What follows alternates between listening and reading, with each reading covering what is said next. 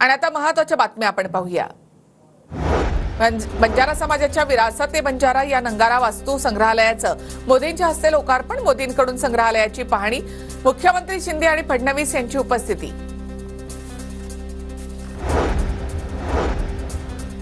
काँग्रेस सरकारने बंजारा समाजाला मुख्य प्रवाहापासून दूर ठेवलं। दलित, मागास, आदिवासींना काँग्रेस बरोबरीचं कधीच मानत नव्हती। पोहरादेवीमधील सभेतून पंतप्रधान मोदींचा काँग्रेसवर हल्लाबोल। हुकूमत की तरह ही ये कांग्रेसी परिवार भी दलित, पिछड़ा, आदिवासियों को अपने बराबर नहीं मानते। देशामध्ये सर्व उच्च पदांवर आरएसएसने निवडलेलीच लोक आहेत। उच्च पदांवर दलित, मागास, आदिवासी दिसत नाहीत। राहुल गांधींचा हल्लाबोल। जो नॉमिनेटेड लोग हिंदुस्तान का इंस्टीट्यूशनल इंफ्रास्ट्रक्चर में वो डालते हैं, उसमें आपको एक दलित नहीं मिलेगा, एक आदिवासी नहीं मिलेगा, एक पिछड़ा नहीं मिलेगा। आम्ही आरक्षणाची 50% मर्यादा तोडणार। देशामध्ये जातीनिहाय जनगणना करणार। राहुल गांधी यांची घोषणा। जाति जनगणना कि ये पता लगाना है कि इस देश में पिछड़े वर्ग के लोग कितने हैं। मैं कह रहा हूं 50%, पर लीगली कोई नहीं जानता।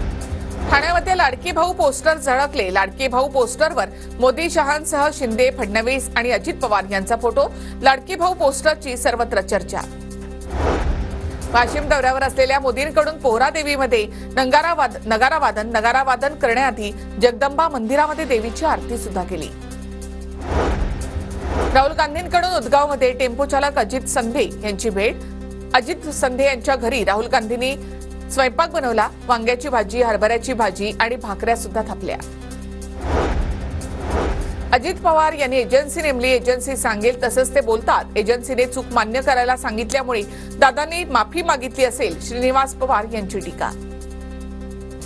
त्यामुळे ती एजन्सी बहुतेक त्यांना काय बोलायचं काय नाही बोलायचं तसं ते म्हणले, आता मी साहेबांवर टीका करणार नाही, कारण आणि म्हणून ती आता भावनिक होऊन माझ्याकडून चूक झाली हे पण एजन्सीने सांगितलं असणार की तुम्ही तुमची चूक मान्य करा। साताऱ्याच्या दहिवडीमधील शिवसमाज यात्रेच्या सूत्रसंचालकांच्या गुलाबी जॅकेटची चर्चा। जयंत पाटलांकडून निवेदकाच्या गुलाबी जॅकेटचं कौतुक।